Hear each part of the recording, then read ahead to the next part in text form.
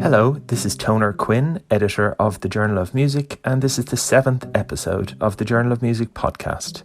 This week, my guest is the singer Muireann Nic Amhlaoibh, and this interview was recorded in Galway on the 11th of March.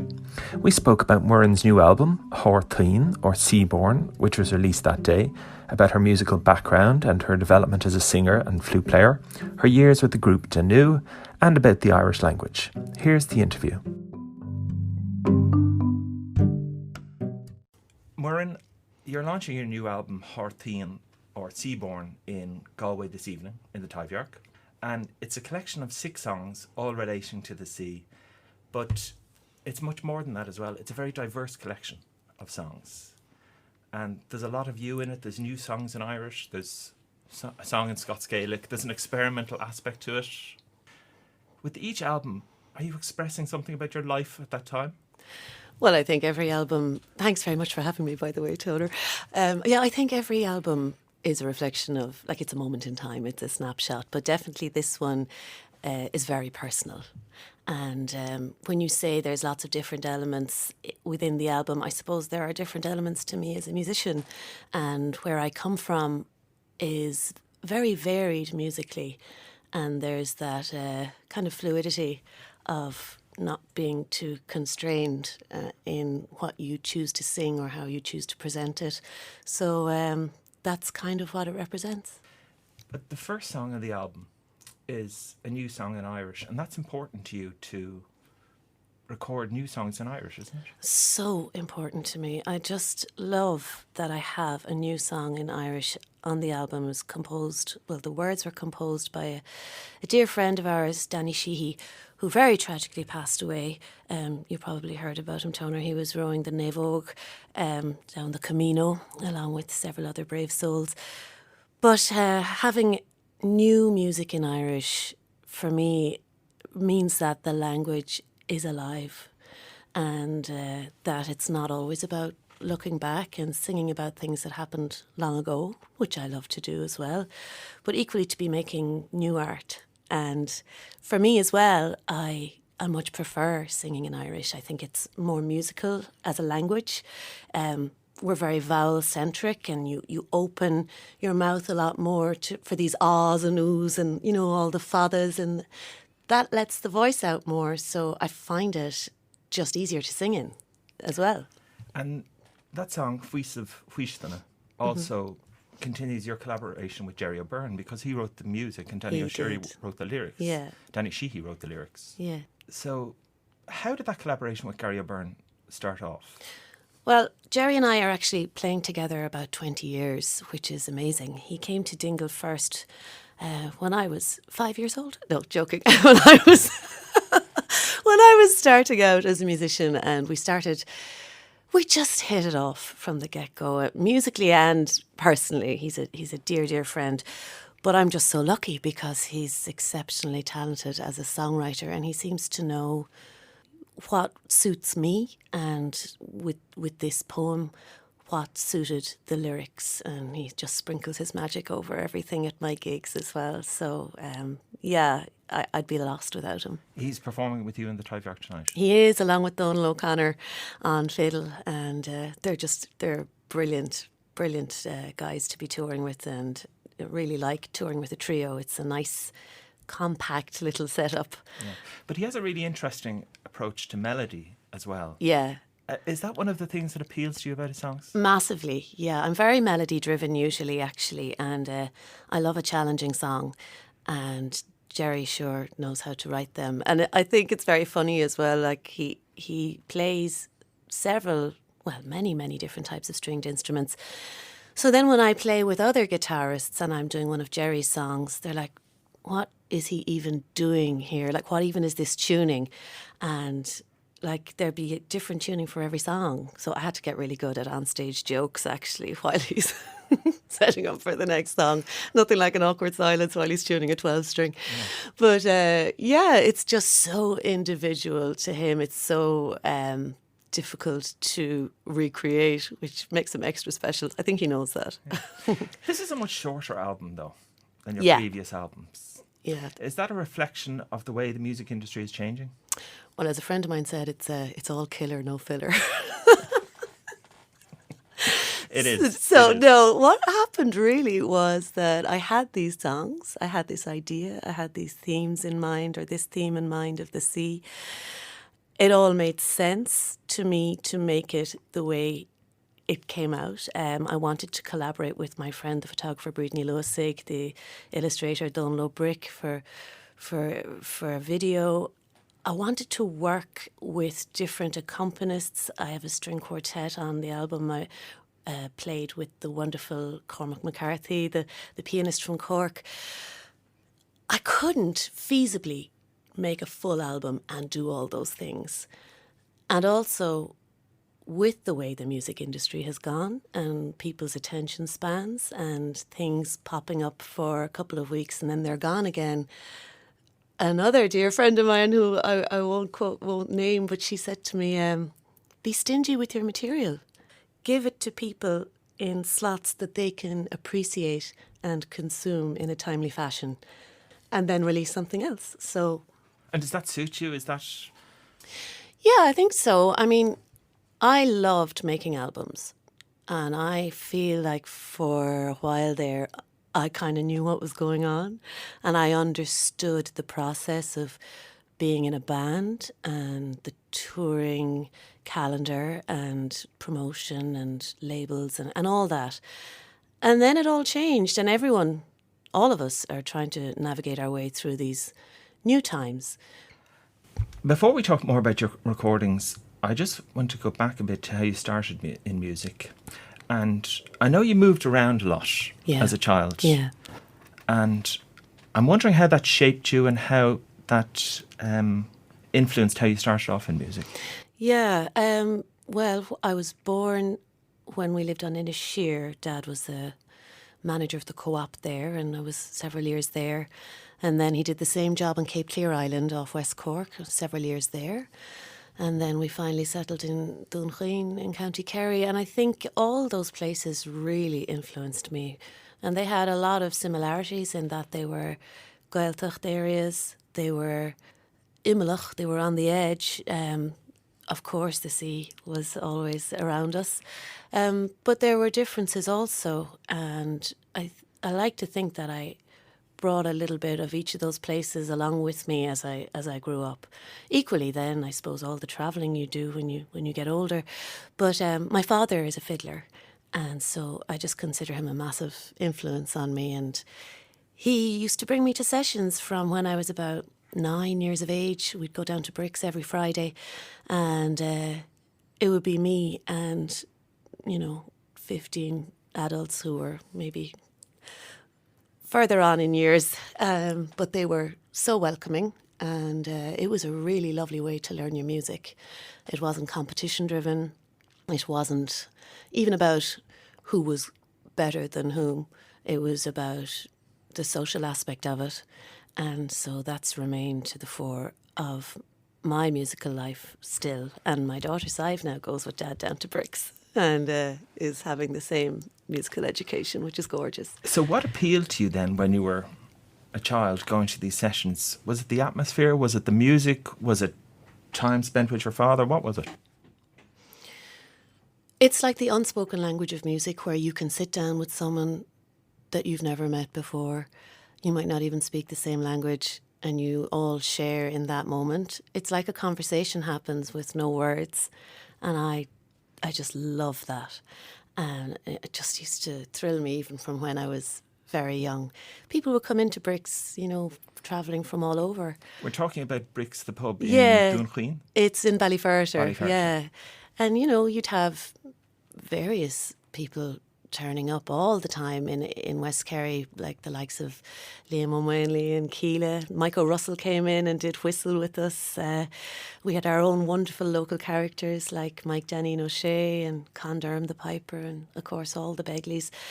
it was just hugely influential, and didn't matter that I was a child and nobody had really much to say to me because we weren't going to spend too much time talking anyway. We were all completely absorbed in the music and that shared experience. And were you playing the whistle then, or were you singing? Oh, I was playing the whistle first and a little bit of fiddle, which never went anywhere to my father's dismay. I did try. Moved on to the flute and the singing. I don't know how that happened. Like, everyone sings at home. So it wasn't a big deal to sing a little song. I think there are a lot of people at home who would sing and not necessarily be singers, if you know what I mean. Everyone has a song that will come out on special occasions. And it was just a gradual thing that I started to be asked to sing more and more. That's kind of how that happened. And before I knew what was happening, the singing had kind of overtaken the playing. But it was a kind of an organic thing, really. But was there a particular moment when you decided that you wanted to sing more? No. In fact, sort of the opposite, because I remember going to sessions and we'd be having a great tune and I'd be like, oh, I really hope they don't ask me to sing. I'd be like running to the bathroom when there'd be a lull. I was so scared. I was so nervous. And I just much preferred the communal experience of the session. I loved listening to other singers, but I would just be terrified. Was this as a teenager? Oh, yeah. Well, kind of most of my life until a couple of years ago, actually. Really? Yeah. Yeah.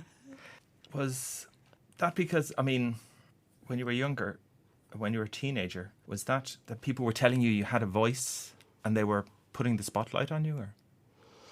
I think it's just a very different experience for a traditional singer than it is for a musician. There is definitely a kind of it's more solitary and people respectfully shush and listen. And that's all wonderful, but it can freak you out, especially when you're young. And I suppose I didn't have that experience of the competitions, which I think really does give some people a good grounding on, you know, stage experience and understanding how to control those nerves. So, yeah, that it used to be kind of a thing that would terrify me. But as the years went on... You've sung all over the world on huge stages. I have. You should see me before I go on. I'm okay. Okay, I'm much better now. But yeah, there were years of like vomiting backstage and every sort of thing. And I used to hold on to the mic to stop my knees shaking. It was just, I don't know, it's terrible, isn't it? Somebody told me, and this really helped me get over my nerves to a certain extent anyway, is that stage fright is a really selfish experience because you're completely consumed with what everybody must think of you. So once you put yourself to one side and just concentrate on the music and on the listeners, and again, that shared experience, but in a different way, that can really help. So that's what I've been doing. Over the past few years? Yeah. I've been exploring a lot of different elements of performance and being a singer and a vocalist and using the voice and all these things. And I think as well, having a certain amount of understanding about what singing is has really helped me as well, because I can remove myself then from thinking about, oh God, am I going to be able to hit this high note? Or, oh, I hope I don't run out of breath at the end of this phrase. I kind of went and sorted all those issues so that I can just completely focus on the song and lose yourself in the song and then hopefully give a better performance and hopefully enjoy it. I always think when I hear you sing, I always wonder, is she singing about her own life? Because you manage to inhabit the song. And I'm wondering how you do that. Yeah, I think I do try to inhabit the song. I think the songs inhabit me. In the same way that people say music, you know, being a singer is something you are rather than something you do. And just it does completely consume me. And it's like you go to your happy place. It's my form of meditation and it's the way to calm the mind. But when did that start, though? That sort of thinking about song and thinking about singing and the way you managed to really get inside the song. You must have developed that. Yeah, but I think really, Toner, it's an emotional response. Like it's not something that you consider in a logical fashion. Certainly not for me anyway. And not every song is like that for me, so it has to be the right song. But when it is, and I think most singers will say you just know, and it does click like that, and hopefully people, getting a response like that and hearing you say that, it's wonderful, because that's what you're trying to achieve. So you learnt the flute and the whistle as a child, and we were also singing. And then you joined the band Danú when you were a student in Limerick, or after graduating from Limerick? I think I was just graduating, yeah. And what was that like, joining that band and touring the world? Oh, it was amazing. It was a huge opportunity, and it was an incredible education. And I'm really glad I did it. 13 years is a long time, and it was grueling at times, but the people I met, the things I saw, was just invaluable, and it all contributes to who I am now as a musician and what I'm doing now. Absolutely. And also, just being part of a really big band is so fun, and you're more than the sum of your parts when you're up on stage, and when it all just clicks, it's like a power source, and you just tap into it. And yeah, the buzz of that was always brilliant. When I look at some of the videos of Danú live over the years, nuts. It looks like a lot of fun. Oh my God, it was so fun. And I tell you something else, even though I had just come out of UL, it was a steep learning curve. I remember the first few gigs, I was just like miming because I could not keep up with them. So yeah, it shot my playing into a different level, and it just had to be, And then when Tom Doorley stopped touring with them, I was thrown into being the flute player as well, which, when you're spending so much time being a singer, then the flute playing was kind of on the back burner, and then suddenly that had to improve drastically and quickly as well, or else. So there's an immediacy to that, and a rush, I suppose, like the buzz, the adrenaline of playing those sizes of venues and all the festivals. It was great. Is there any, when you look back on the Danú years, is there any particular performance or particular moment that you think back on that was really, really, really significant for you? I loved when we recorded the DVD in Vicar Street. I wasn't that long with the band, and it showed me just the level of love that was in that room. A lot of them were friends and family, and just that support system that you get from followers of your music. It was the first time I had ever seen that kind of side of things, especially in Ireland. There's nothing like it. Meeting the people who come to your shows and who followed you for years and who really get the music. There's nothing like that. And of course, all the big festivals abroad were amazing, and collaborating with different people. And we had a very memorable trip to India with Bertie Ahern and the Irish government. I'll probably save that for another podcast, but it was the height of the Celtic Tiger. We saw some things, but it was, yeah. Well, wealth. Yeah, at the time, yeah, it was just the end of that. But we were brought down with a bang to earth because we were flown home from India, first class flight home. I was thinking, that's it, lads, big time. Landed into the Red Lion Folk Club in Birmingham, and straight into a pretty intense tour of England, and those were long, tough tours. So you weren't ever to get to above your station. And how did you manage those tours? I mean, you could have been travelling for weeks, months.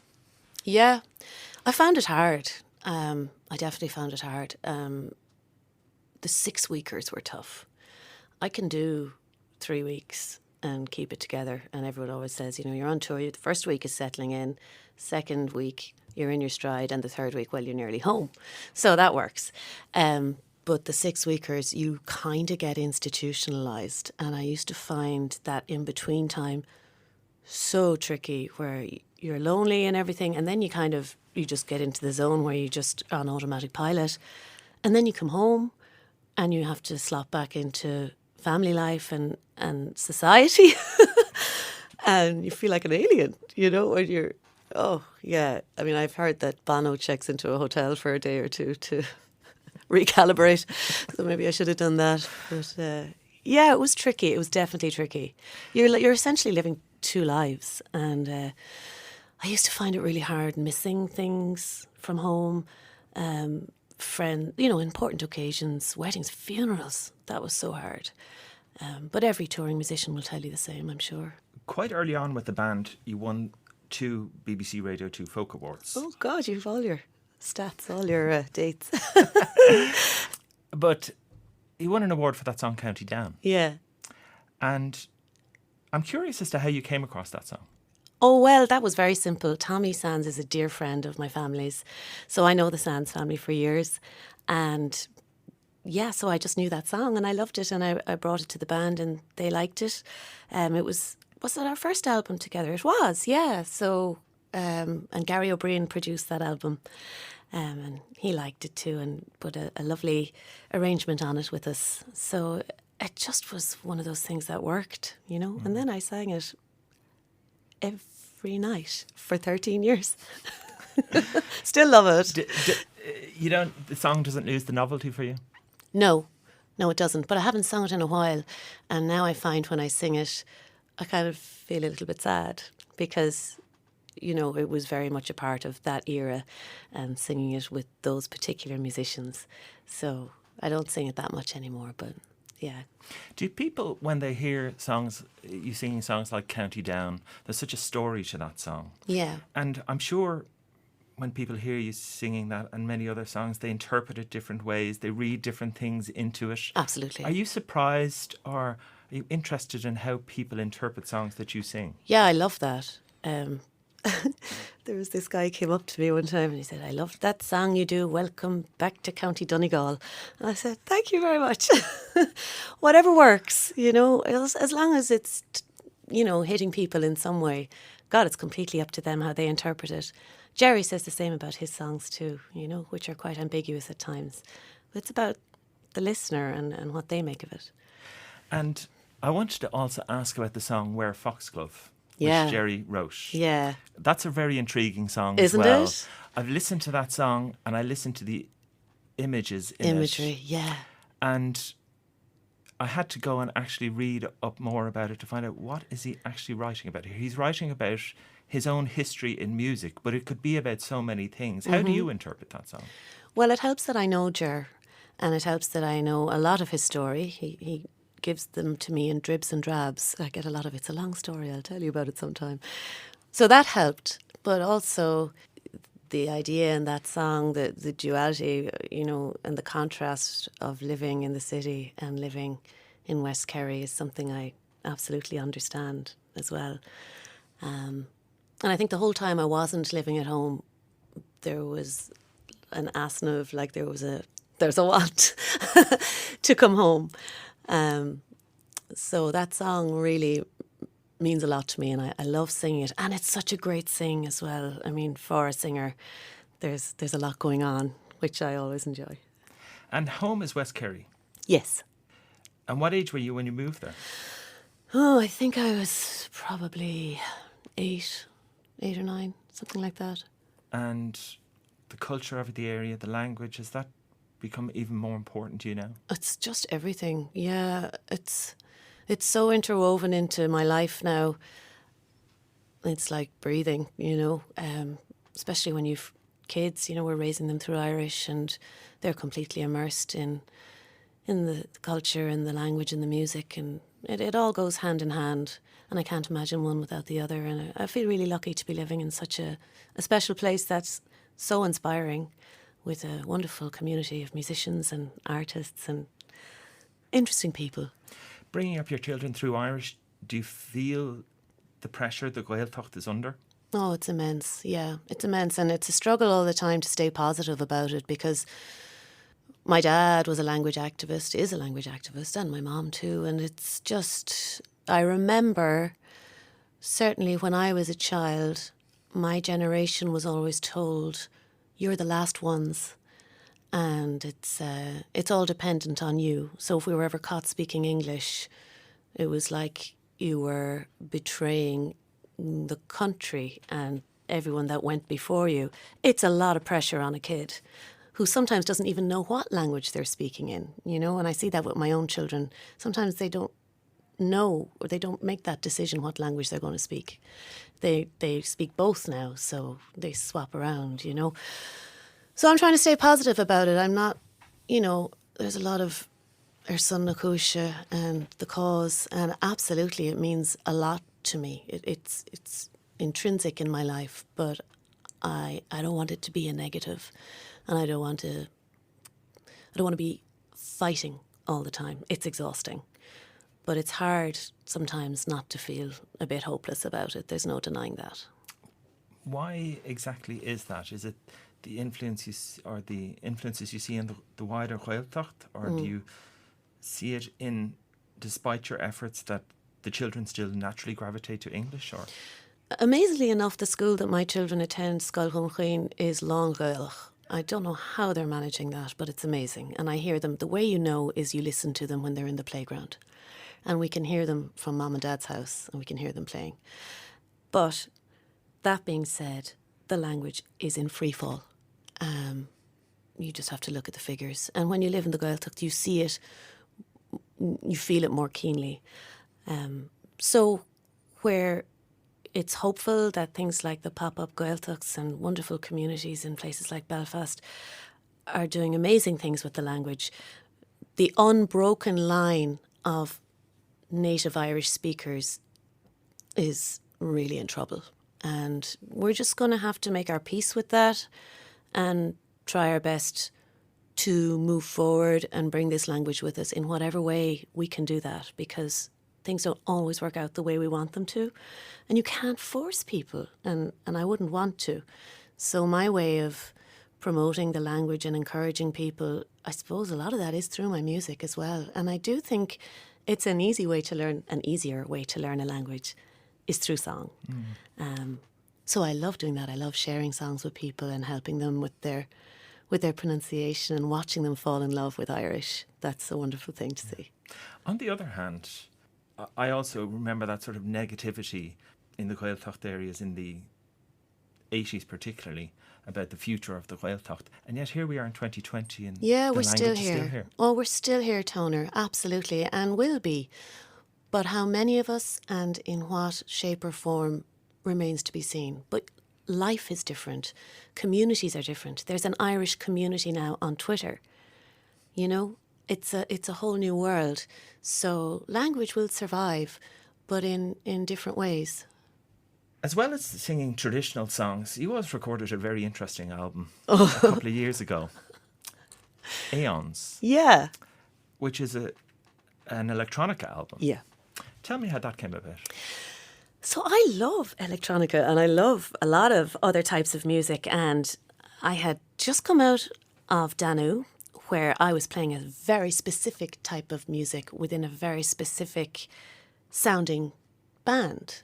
And it was just me stretching my wings, I suppose. And I met Pádraig Rinn, and we had great chats and spoke about music for hours and realised that we loved a lot of the same stuff. I was enjoying listening to all the brave things that Pádraig was playing on and recording and composing. And I said, God, you know, I'd love to try something different, but I'm kind of scared, you know. And I think there just comes a point in your life when maybe you're not as scared as you used to be. And definitely I was a little bit, well, Danú was like a crutch, you know. So when I left the group, it was a tricky time for me to figure out if I could remain a musician as my livelihood and what that meant and how I was going to do that. And I recorded a solo album that was really as a result of some good friends encouraging me to do that. And it kind of put a bit of a pep in my step and made me realise maybe it was time to try some other things as well. So that's where... And also all the songs are in Irish, so it was kind of that idea again of composing in Irish, singing in a different way, but still using the language, which really fascinates me. Did you write all the songs on that album? Yeah, I did. Well, Pádraig and I wrote them, but I suppose I would have done the main melodies and lyrics, yeah. It's a great album. Well, yeah, it's different anyway. I mean, it's niche of niche, that's for sure. Did you tour that album? No, we did a few little gigs here and there. We actually played in the Pobble Gaeilge at Electric Picnic, which was great fun. But no, we didn't tour it as such. It wasn't really ever going to be anything more than a pet project for us that we wanted to do because we enjoyed it. And yeah, it was great to see people liked it. We didn't do much with it after that. You got to pick your battles too. And so it was just something for us, really. Yeah. I want to ask you, what does your father think now that, he started you off in music and here you are singing, creating, playing? Yeah. Is he absolutely delighted? Did he want you to be a musician and a singer? Did he want me to be a musician? Well, yeah, I think he's dead proud. Probably. We're great pals, and we've great times together. And certainly, Mum and Dad have been really, really supportive. But there was never any pressure at home about what I was going to do for a job, which probably there could well have been more pressure. I went to art college. My folks are pretty bohemian in their own ways as well. My mum acted for years, and Dad has a colourful history. He was a priest, and left the priesthood then to marry my mum, and we island hopped and played in sessions, and it's pretty out there. But my brother is a principal of a school, so he's going to look after all of us in our dotage because he's the only one in the family with a job. So, is it very tough in the music industry at the moment? It's always tough. Everyone's in the same boat. You got to be flexible, doing several things to keep it all going.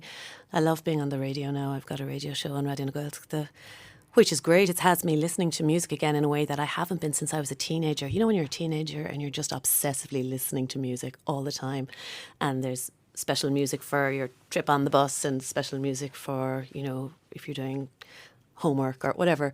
It's like that now. And that's great for me. Just informing my own music again, But yeah, you have to have several irons in the fire, and most people do. Otherwise, it's not really doable for many people. Yeah. Just finally, often on Facebook, these videos crop up of you playing in sessions with your children, playing together. We're always in the pub. Don't tell social services. It doesn't look like that, but given your own background, is it really important to you that you're playing music with your own children now? Yeah, of course. I mean, again, it's like a language, so they have that understanding as well.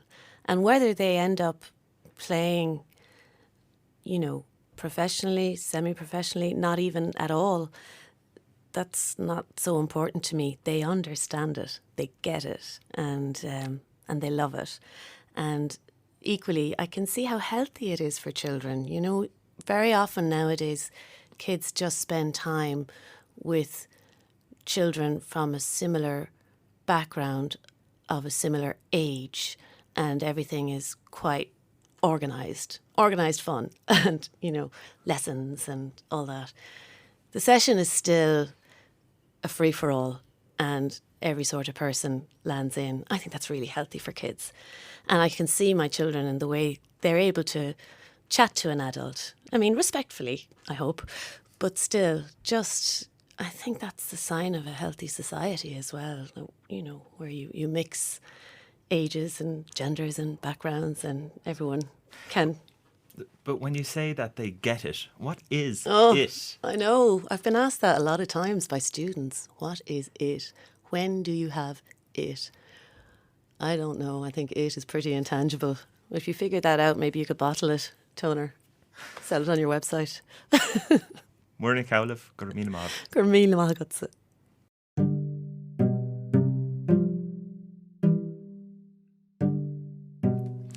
Thanks for listening to the Journal of Music podcast. You can subscribe on Apple Podcasts or Spotify, or follow us on SoundCloud.